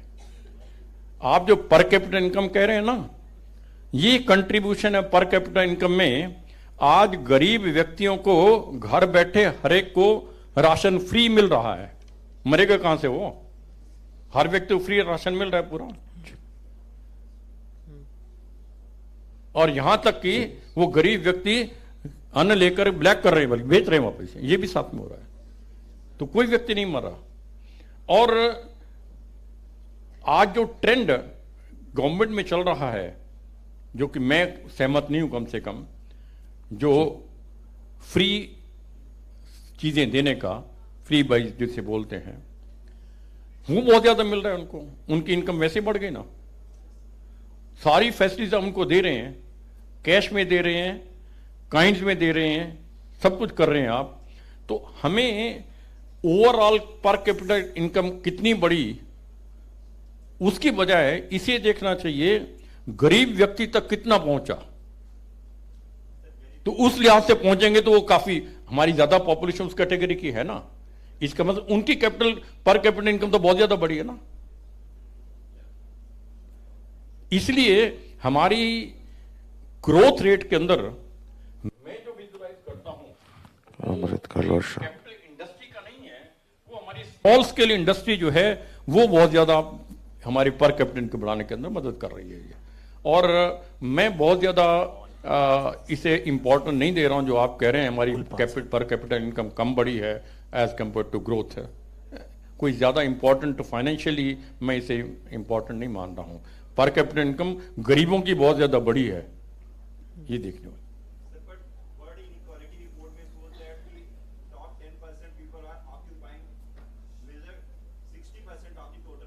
ओके, एग्री, तभी तो मैं इसे एनालाइज कर रहा हूं ना।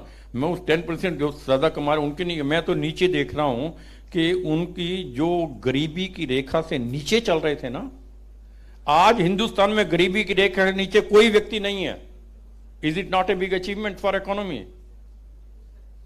आज गरीबी की रेखा से नीचे कोई व्यक्ति नहीं है, जबकि आज से 10 साल पहले के यदि सर से उठाएं तो आरबीआई की रिपोर्ट ये कहते इतने गरीबी की रेखा नीचे, उसके लिए अब गरीबी की रेखा नीचे कोई नहीं है। मैं तो इसे ज्यादा बेहतर मान रहा हूं ना। मैं आपसे एग्री करता हूं कि 10% लोगों है उनके पास ज्यादा रिसोर्सेज हैं, पर उसका पॉजिटिव पॉइंट ये है, उसमें पॉजिटिव पॉइंट ये है बेटे कि उनकी जो ग्रो है वो क्या करते हैं इतना कमा करके, फिर इंडस्ट्री लगाते हैं, वहां एम्प्लॉयमेंट किस, वो इन गरीब लोगों के पास आ जाता है, एम्प्लॉयमेंट आ गया ना। This is how we have to look to our economy. जी सर। Any more questions?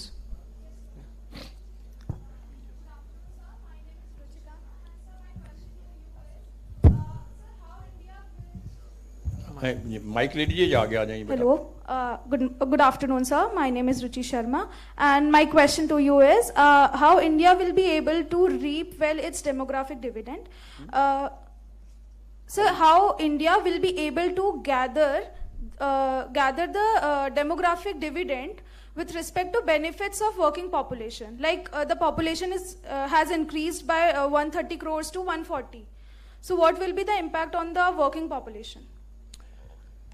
देखिए, आपको जो क्वेश्चन मैं समझ पाया हूं, जो हमारी राइजिंग पॉपुलेशन है उसके चलते हुए हम ग्रोथ कैसे कर पाएंगे, यही मतलब है ना।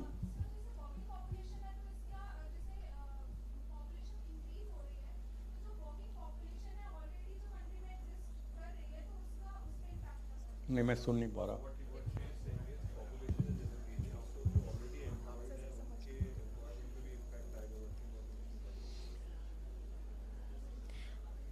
इकोनॉमिक के एडम स्मिथ का एक ध्यान होगा आपको, जो व्यक्ति पैदा होता है वो सिर्फ पेट लेके नहीं आता, 2 हाथ भी काम करने के लिए लेके आता है। ये उसका जवाब है जिसमें आप एक्सपेरिमेंट कर सकते हैं। ठीक है,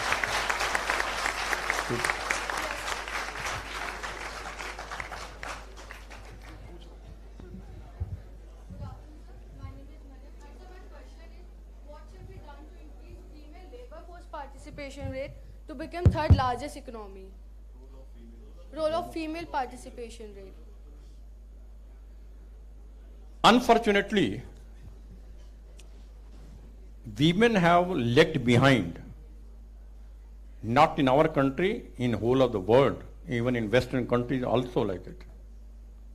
Where they are 50% of the population, and it is during last 10 years, much more importance has been given for the development of women sectors. And women in our country, though not big numbers, not 50%, but in every field women are shining. Women have proved their worth. They are next to none, even against the male members also. In that way, I think women have to play eminent role as good as that of males. We don't have any to distinguish between that. Only thing is, we have to give more and more emphasis to development, give more and more facilities to the women, taking their structure of the body. In that case, those facilities are to be given to them. They can excel anywhere, any field, which is evident by so many examples in the country day by day. We don't disagree. I have no taboo on that, and I am firmly of this opinion. Equal contribution has to be done by women, and we have to facilitate them all the facilities they need to develop in that.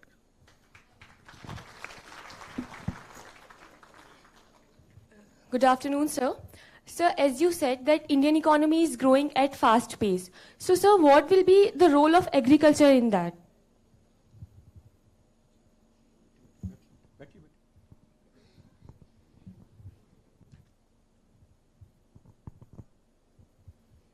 जब हम student थे first year में 60 में, मैं first year में था 60, उस समय यही पढ़ा करते थे कि हमारी एग्रीकल्चर बेस्ड इकोनॉमी है, राइट, और हमारी 75% 80% पॉपुलेशन जो है खेती पर निर्भर करती है, डायरेक्टली इनडायरेक्टली।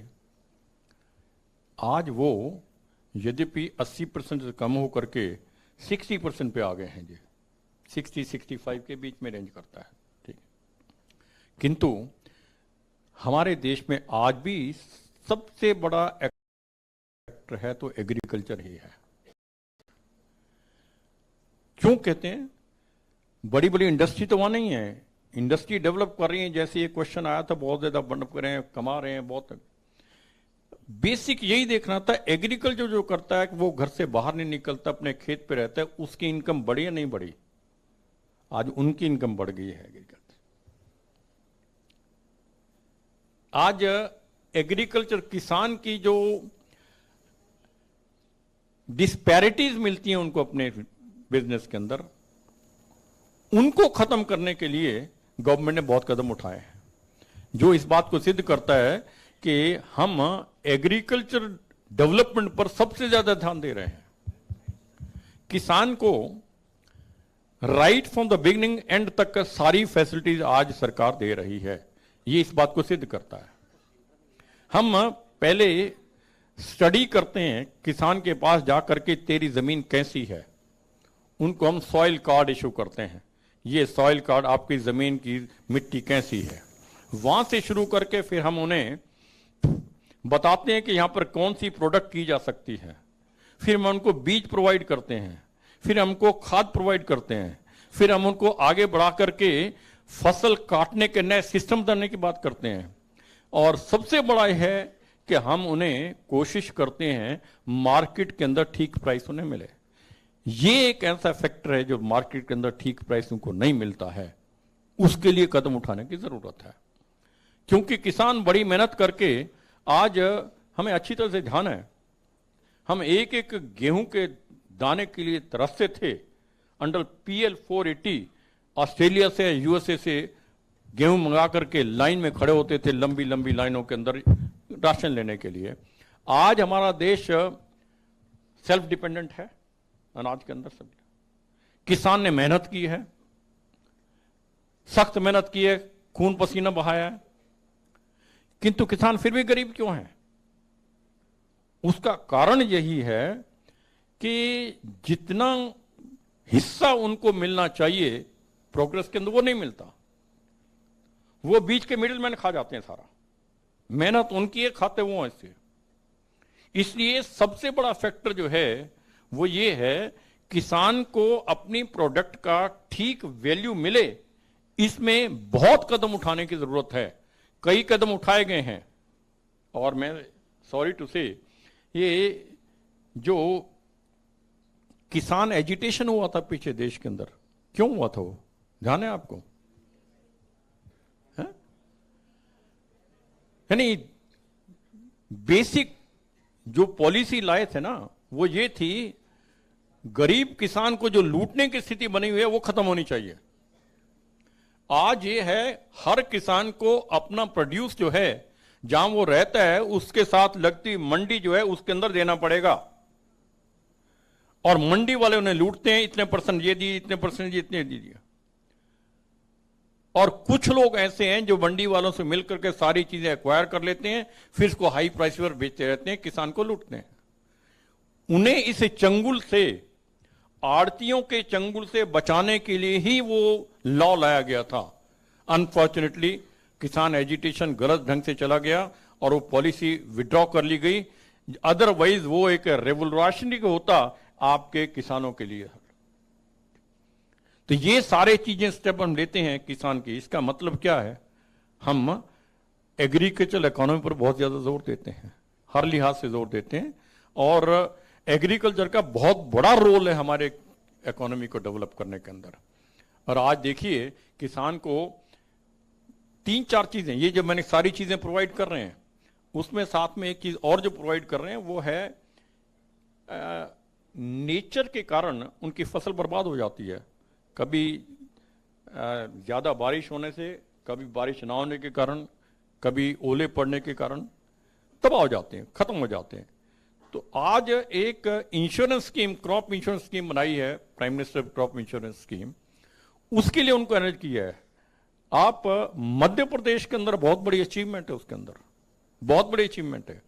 आज मध्य प्रदेश के अंदर बहुत बड़ी संख्या के अंदर किसानों ने अपना इंश्योरेंस कराया है, सबसे ज्यादा यहां पर कराया, मुझे पता लगा। ठीक है, तो ये एक क्यों कर रहे हैं, ये इंश्योरेंस कराया है ना, पुल मकसद ये है पुश करना है सारा एग्रीकल्चर। एग्रीकल्चर इकोनॉमी को हम छोड़ नहीं सकते, हमारा बेस है, ये हम थोड़ा भी डेवलप करते हैं, इक्विटेबल डिस्ट्रीब्यूशन होता है इनकम का, इसलिए एग्रीकल्चर हमारा, we can't ignore it, we have to lay the full emphasis on agriculture.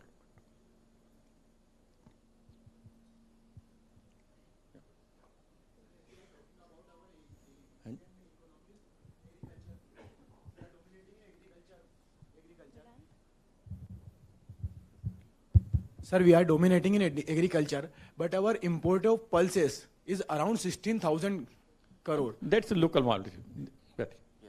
That's a local thing, भैया। ये हमेशा चलता रहेगा। किसान को फ्रीडम है ना, जो मर्जी उगाए, है ना। उनको लगता है मुझे पिछले साल दालों के अंदर प्राइस नहीं मिले, जो दाल छोड़ देगा, वो दूसरी चीज करेगा। ये policy from time to time बदलती रहेगी। कभी प्याज की कमी आएगी, कभी दाल की कमी आएगी, कभी मिर्च की कमी आएगी। किसान उसी हिसाब से जिसके ज्यादा प्रोड्यूस था वो ले लेगा। अब एंकरेज किया दालों को, तो एंकरेज, इस बार दालें इतनी पैदा हो जाएंगी तो आपको लगेगा, ये तो चलता रहता है बेटे।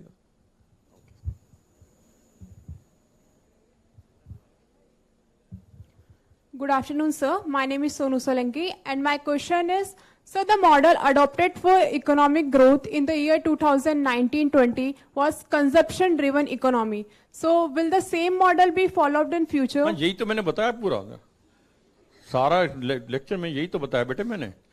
हमारा ग्रोथ जो है मिडिल क्लास का, एक्सपेंडिचर ऑन, वही एक बहुत बड़ा फैक्टर है, उसी को हम आगे बढ़ा रहे हैं, आगे बढ़ाएंगे। जितना ये एक्सपेंडिचर ज्यादा करेंगे, अब मार्केट में ज्यादा पैसा आएगा, उतना इकोनॉमिक ग्रोथ होगी। इससे fundamental principle. Last question. Good afternoon, sir. As we all know that we ranked 132nd out of 191 countries in Human Development Index, and our HDI score is 132nd out of 191 countries in Human Development Index, and our HDI score is 0.64, which is very less than other developed nations. So what steps India can take to at least stand in top 10 countries? देखिए, हमारी democratic strength जो है, आप लोग जो strength बैठे हैं, जितना आप लोगों को एजुकेशन मिलेगा, जितनी रेशियो हमारी बढ़ेगी आप जैसे लोगों की, आप 0.1% लोगों में आते हैं कि आप MBA की एजुकेशन इतने अच्छे इंस्टीट्यूशन में ले रहे हैं। जैसे जैसे ग्रोथ इस लेवल पे लाएंगे, उतना उतना से अपना आप रेशो ठीक हो जाएगा। ये तो जरूरत है हमें हर प्रकार के एजुकेशनल कोर्सेज स्टार्ट करने की, हर यूथ को एम्प्लॉयमेंट मिले, इसके लिए मैं चाहूंगा, उसके लिए तो फुल लेक्चर चाहिए इसके लिए, that is our present day education policy. If I am to deliver my lecture on that, which will take 2 hours, which will explain to you कि हमें क्या कुछ करना है और क्या कुछ कर रहे हैं. मैं समझता हूं इस बार जो एजुकेशन पॉलिसी बनाई गई है वो इतनी सख्त मेहनत करके बनाई गई है कि हमारे यूथ को फुल फ्रीडम भी मिल रही है और फुल अपॉर्चुनिटी भी मिल रही है. आज आप एमबीए कर रहे हैं तो इसी के साथ एमबीए करते हुए साथ में आप पॉलिटिकल साइंस ही पढ़ सकते हैं, आप ज्योग्राफी पढ़ सकते हैं साथ में, आप साइकोलॉजी पढ़ सकते हैं साथ में. आपने 1 साल पढ़ा, आपको छोड़ना पड़ गया, सारी पढ़ाई बेकार गई आपकी. अब नई एजुकेशन पॉलिसी के अंदर ऐसा नहीं है. आपने 4 ईयर डिग्री कोर्स है, आपने 1 साल करके छोड़ना पड़ गया एजुकेशन के कारण, तो कोई बात नहीं जी, 10 साल बाद फिर मौका पड़ेगा, 1 साल की एजुकेशन काम आएगी आपकी. वो आपका क्रेडिट आपके अकाउंट में होगा, कहीं भी हो गया आपको मिल जाएगा वो. तो आप 1 साल पढ़े हैं तो आपको एक सर्टिफिकेट कोर्स मिल जाएगा सर्टिफिकेट. आपने 2 साल पढ़ के छोड़ना पड़ गया तो एक डिप्लोमा मिल जाएगा. 3 साल पढ़ के छोड़ना पड़ गया अचानक तो डिग्री मिल जाएगी. 4 साल पढ़ लिया तो ऑनर्स डिग्री मिल जाएगी. ऑनर्स डिग्री मिल जाएगी तो आपको एमए करने की जरूरत नहीं है, पीएचडी शुरू कर सकते हैं आप. मतलब ऐसी ऐसी फैसिलिटीज दी हैं. ये हमारी इस स्ट्रेंथ को बढ़ाने के लिए रजिस्ट्रेशन यूनिवर्सिटी के अंदर सबसे ज्यादा हो, ये हमारा टारगेट है 30% करने का, वो हो. ये सारी डायरेक्शन यदि आप थोड़ा सा भी 1 घंटा लगा देंगे इस पॉलिसी को पढ़ने के अंदर तो आपके क्वेश्चन का सारा रिप्लाई उसके अंदर मिल जाएगा, जिसमें सब कुछ इनको लाने के लिए है. थैंक यू जी. Thank you so much, sir. Gratitude is the fairest blossom that springs from the soul. It's time to commemorate these cherished moments with our honorable guest by presenting a token of gratitude. I would like to request Shri Narendra Rautani, Treasurer Chaitanya Shiksha Samiti, to present a souvenir to our honorable chief guest, Professor Jagdish Mukhi.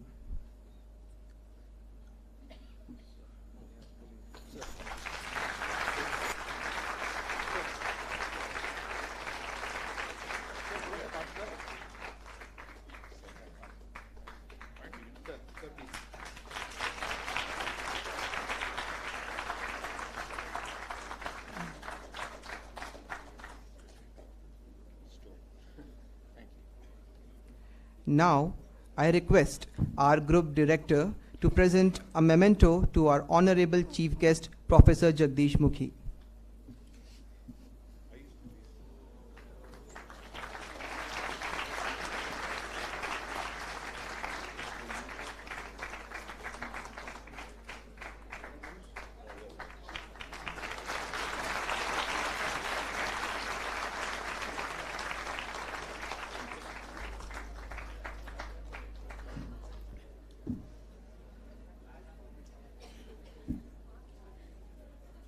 It is my distinct pleasure to invite Shri Narendra Rautani, Treasurer, Chaitanya Shiksha Samiti, to deliver the vote of thanks.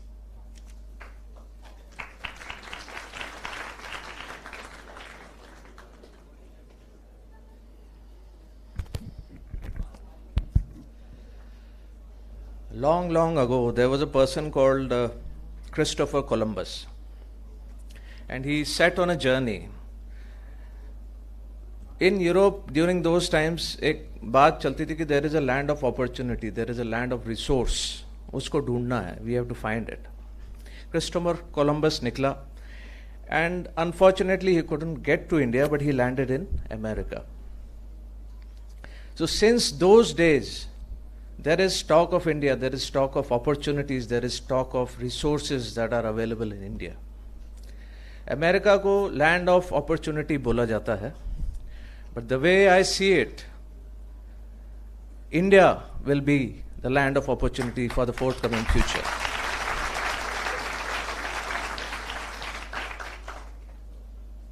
Life में ऐसे बड़े कम मौके आते हैं where you get to meet and interact with a person of eminence like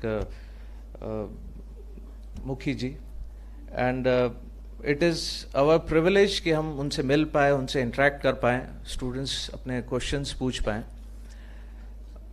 He is one of the foremost policy makers of India, and we are really indebted that he could take out his valuable time and be with us, in IPER, and we are forever thankful to him for that. Now, coming to the next 25 years, being a management student, you have the blueprint in your hand. You know where the sector, where to focus, where the government focuses, what are the 5 sectors which was mentioned, and you can look for opportunities in that. So India's future is bright, India is shining, and we will make it there. Thank you, thanks a lot.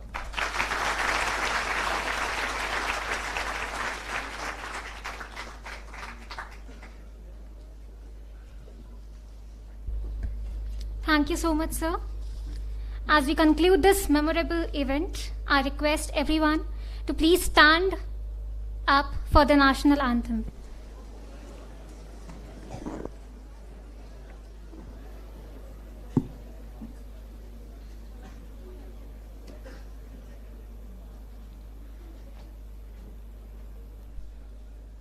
Jana Gana मन अधिनायक जय हे भारत भाग्य विधाता पंजाब सिंध गुजरात मराठा द्राविड उत्कल बंगा विंध्य हिमाचल यमुना गंगा उच्चल जलधि तरंगा तव शुभ नामे जागे तव शुभ आशीष मांगे गाहे तव जय गाथा जन गण मंगलदायक जय हे भारत भाग्य विधाता जय हे जय हे जय हे जय जय जय जय हे